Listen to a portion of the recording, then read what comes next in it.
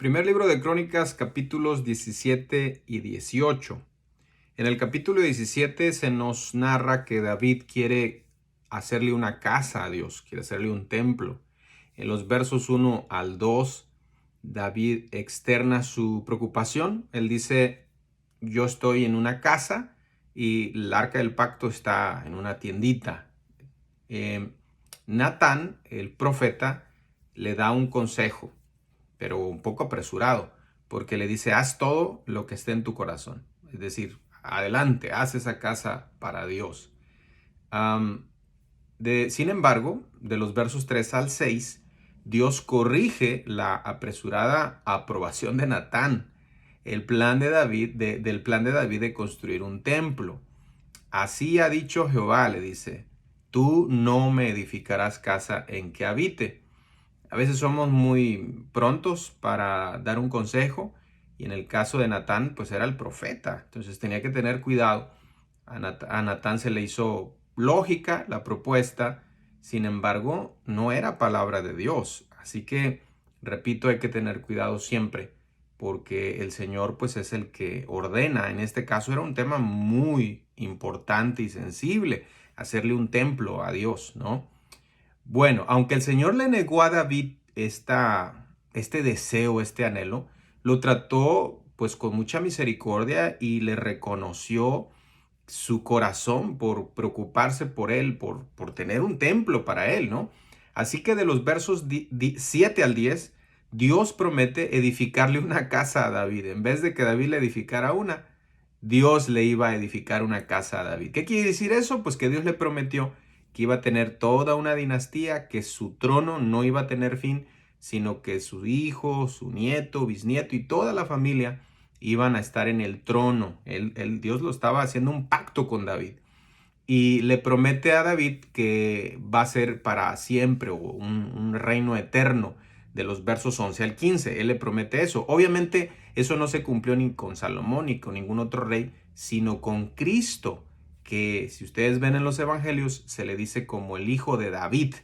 Precisamente con Cristo se cumple este pacto que Dios hace con David. Ahora, aunque David no edificaría un templo para Dios, el descendiente de David sí lo haría.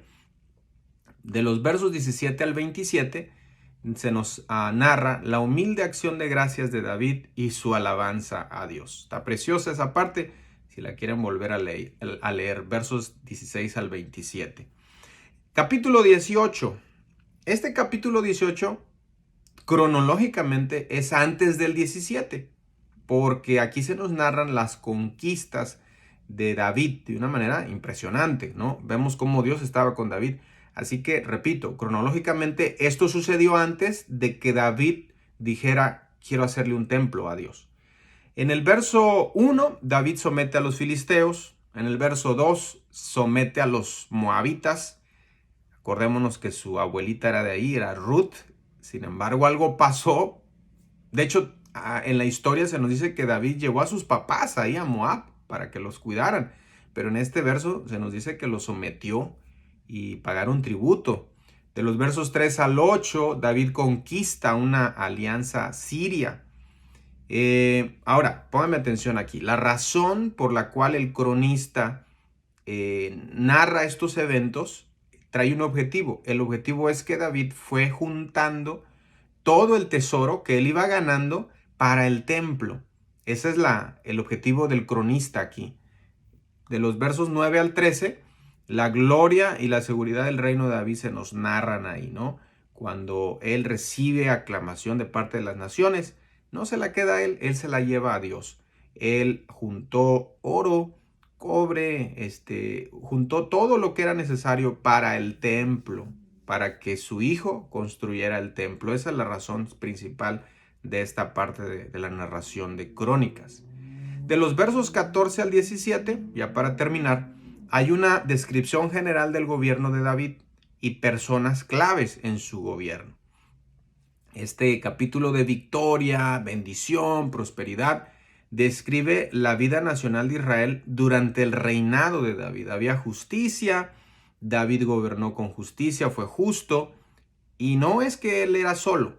Como ya vimos en los capítulos anteriores, tenía hombres de guerra valientes.